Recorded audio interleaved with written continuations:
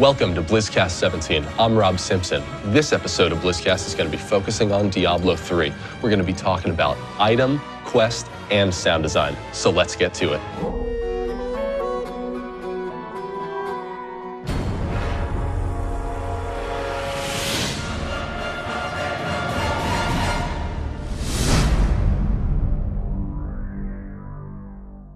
And now we're here with Jason Bender, a senior designer on Diablo III. Jason, how about you tell us a little bit about what you do? I work on a variety of game systems, including treasure, itemization, monsters, affixes, a little bit of class work. I get to touch a little bit of everything.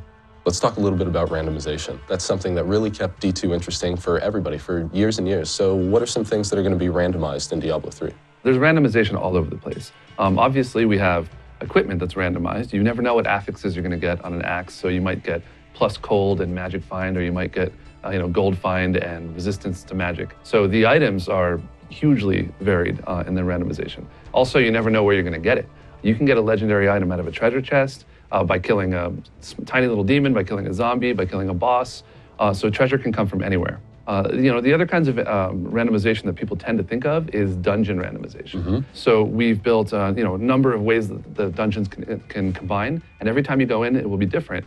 But we've also managed that such that if you find a dungeon or like a cave, for example, in the wilderness, that cave may or may not be there, first of all, but if you happen to find it, you can go in and explore. If you go all the way to the bottom, there will be some sort of reward waiting for you at the bottom. But every time you find a cavern, it's going to be different. That's awesome. So it pretty much gives you an unlimited amount of replayability. Yeah, and on top of that, we also put in little events. So we wanted to make sure that we play through the story rather than just telling it to you, so you don't have to sit through too much dialogue. And that means that you can come across little events out in the wilderness or in the bottom of these caves. Like, for example, the guy hiding under a pile of corpses because there are zombies around and he wants to pretend he's dead. And you might come across this guy and he'll give you a little mini quest. But he won't always be there and he won't always be in the same place. So we've done a lot of work on creating a variety of interesting events to come across. So if I play through D3 one time, it's not entirely guaranteed that I'll encounter all of these through one playthrough, correct? Oh, absolutely. In fact, you almost assuredly will not. We've built a lot more than we have space, so every time you play, it kind of rolls the dice and picks a different set. So when you combine all of the itemization, all of the dungeons, and all of the events, a lot of things can happen. All right, so once we make it through Diablo III for the first time, what else is there? So at that point, you can move on to Nightmare difficulty. We have difficulties like we did in Diablo II, Nightmare Hell, and so on. And then that allows us to not just make the game harder. We introduced new affixes for champions and rare monsters, so you'll run into monsters that are doing things you haven't even seen before. We also have new items as you advance, more powerful affixes, but we actually crafted, we did art for the armor sets all the way through all of the difficulties. So you'll start finding armor that you've never even seen before. Okay. It'll have better stats, new name, and it'll look cool for everybody because we've done custom armor for male, female, every class. Right. So there's a ton of content to explore after your first playthrough. So now you said there's a lot of variety with the items that are available, and you lightly touched on creatures as well. Yeah, so as you advance through, not only are you finding new armor that you haven't seen before, and you'll also find new legendary weapons and things like that, sets, but you'll find that the champions and rares, the special powers they get, we found that a couple of them were a little too punishing for normal difficulty, so we're keeping those for a little bit later. So if you want a better challenge, Nightmare and Hell, you'll have some stuff going on with those monsters that is pretty tricky to deal with. Wow, that's really awesome. Well, Jason, thank you so much for coming down and talking to us a little bit more about Diablo III. Thank you. Now we're here with Chris Giampa, a senior sound designer on the Diablo III team. Chris, can you go briefly into what you do here and what your role is on the Diablo III team? Yes, I'm currently primarily focused on the sound design and implementation of the hero classes of the Demon Hunter and Wizard, along with countless monsters and bosses within the game. So in the creation of all of these sounds, you see a lot of concepts and monster ideas and creature development. Mm-hmm. How do you decide what kind of sounds get applied to these different kinds of creatures? Well, I usually start off by looking at the design docs for the creatures and kind of read about their backstory. At that point, I will then look at the pre-viz art that the artists have made up, and that'll kind of help me get into the right area of where I need to go with the creature. I'll then go and start designing all my sounds in my sound tool, and then I will quickly get it over into the game as soon as possible, because that will also dictate my sound design, to where if things are too short or too long, then I can quickly go back and change them again, put them back in the game, and I bounce back and forth a lot that way, just kind of tweaking things, going back and designing a little more, throwing more in, and back and forth. Now, in the sound designs for these creatures, how do you get the core voice for them? The type of creature kind of also dictates which area I'll go into. Will it be more humanistic or will it be more animalistic? Sometimes if it's more humanistic, well, basically what we'll do is we'll bring in top voiceover talent, and we'll record them with basically a condenser mic and a high-frequency mic.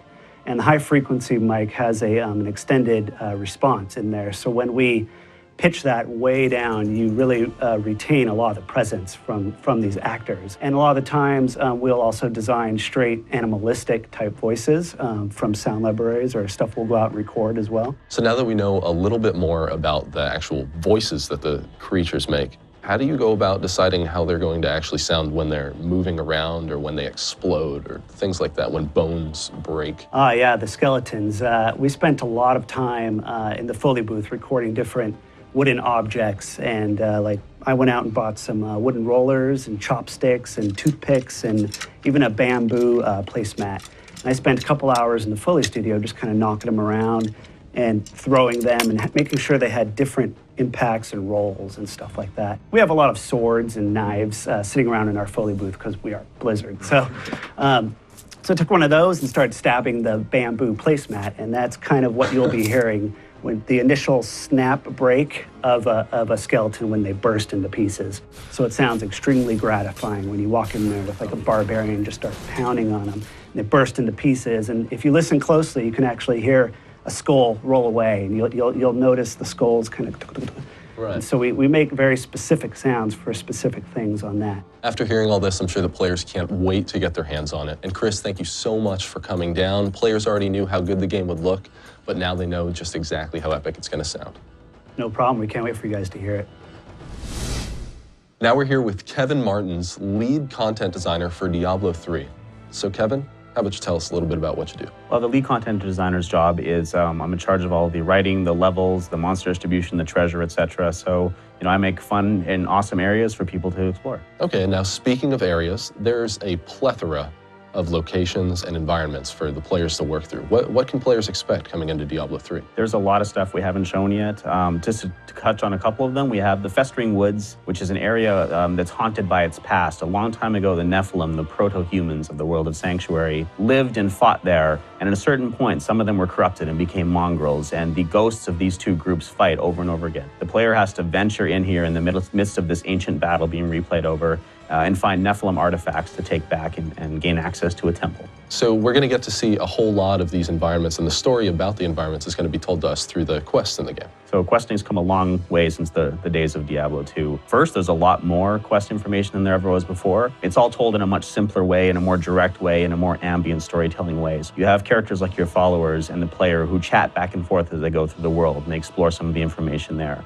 In many cases, the quest NPCs will come along with your player so that they can discuss some of the elements you need to know to accomplish the quest while you're walking and fighting and traveling, as opposed to, wading through a quest conversation. In addition to that, we have lore books, which are these ambient storytelling mechanisms. You can pick up a book and learn a lot of ambient optional lore about the areas you're in, the monsters you're fighting. We've taken a lot of steps in the direction of greater questing and made it all simpler and shorter to take in. Now, if I'm going to go back and play with my friends, say I've already advanced a little further than them, how is that addressed in Diablo 3? So everything syncs up automatically. Our goal with co-op is to make it super dynamic and very easy to play with your friends no matter where they are in the game. So if you join your friend's game, you'll have the exact same quest state that he has. If an item's been picked up, it'll already be picked up for you. If it hasn't yet, you'll have it there. It's easier to find your friends. It's easier to jump to them.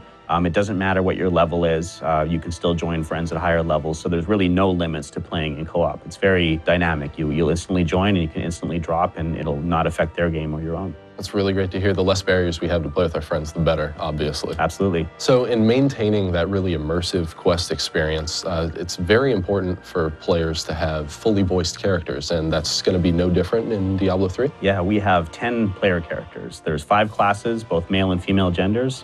A lot of different NPCs and incidental characters as well. All of them are fully voiced over. There's over 15,000 lines of dialogue in the game. And it's also going to be fully voice-overed in all the other languages that we're releasing the game in as well. That's great. The fully voiced characters, I'm sure, will add a ton to the experience. It helps replay as well. Yeah. You know, you play with another character, and every player character class has a different sort of perception of the events and has different commentary on it. Every class has a different reason for being there. They're all on the same quest, but they all have their own motivations, and that comes out a lot in what they talk about. Very cool. And so last but certainly not least, how are we going to get to the secret cow level? Well, it turns out that there's a real tragedy in that tale. During the events of Diablo II, there was a brave and noble cow king, and he was slain by just evil heroes. I don't know why they would have done such a horrible thing. He was such a nice guy. But perhaps he lies restless in his grave. Who knows? Or, you know, maybe there's just no interest in having anything like a cow level in the game, and maybe we'll cut it due to lack of interest. Who knows? All right, Kevin, well, thank you so much for coming down. We'll have to find that cow level for ourselves. All right, happy to be here. Thanks for joining us for BlizzCast 17, and a special thank you to all of our guests. We'll see you in Sanctuary.